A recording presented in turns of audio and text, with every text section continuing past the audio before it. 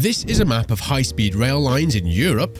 This one is for China, and this map shows high-speed rail lines in the US.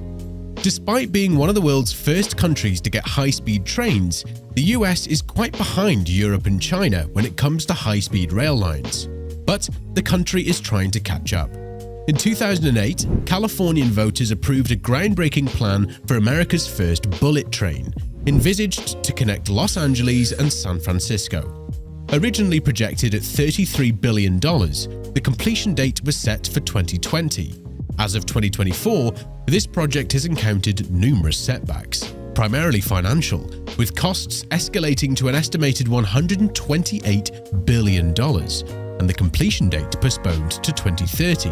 These delays and cost overruns reflect the broader challenges facing public high-speed rail projects in the US, such as budgetary constraints and complex logistics. The failure of public high-speed trains has opened an opportunity for private companies to come in and start building their own rail lines. And this is exactly what Brightline, a Florida-based startup, is doing. Brightline, the first private passenger rail in the US in over 100 years, has announced plans to build a high-speed rail line named Brightline West.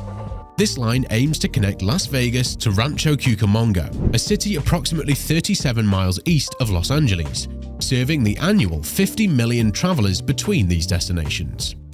Currently, this journey is predominantly made by car or bus, taking 4 to 7 hours.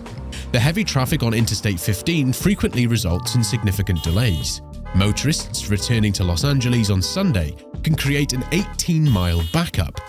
Brightline West is poised as a faster, more efficient alternative. In December 2023, the startup received a public grant of $3 billion to help them get the project started.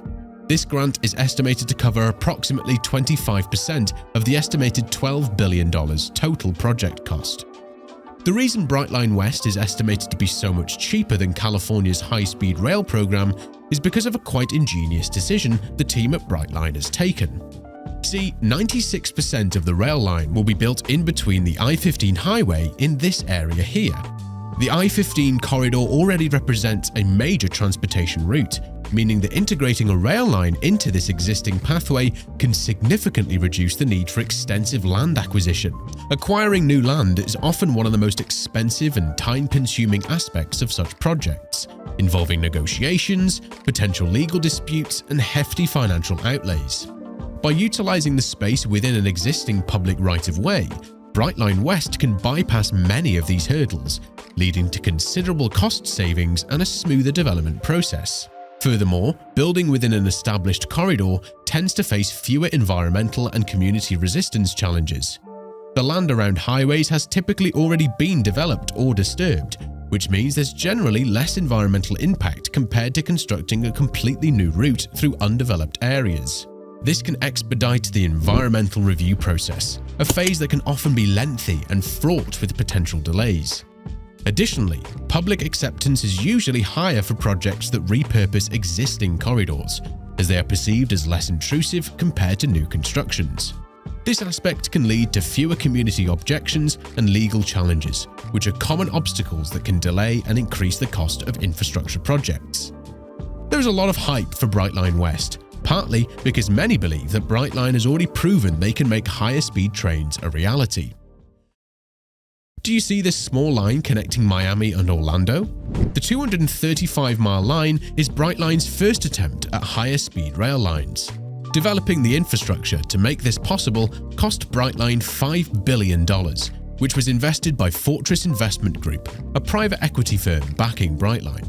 With trains reaching speeds of 125 miles per hour, the line has shown positive public reception, evidenced by increasing ridership and revenue.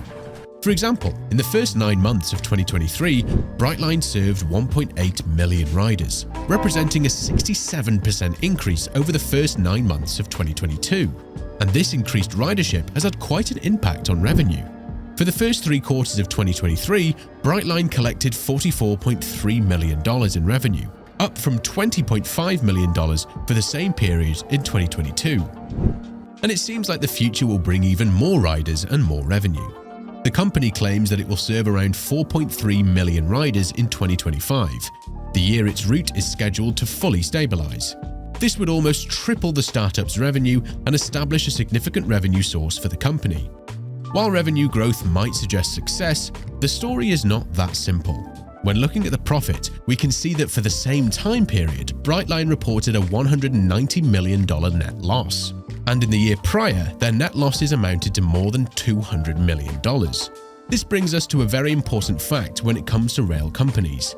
No country in the world has been able to operate a passenger rail system without public support, meaning that these systems are almost never financially sustainable and would likely cease to exist without public funding.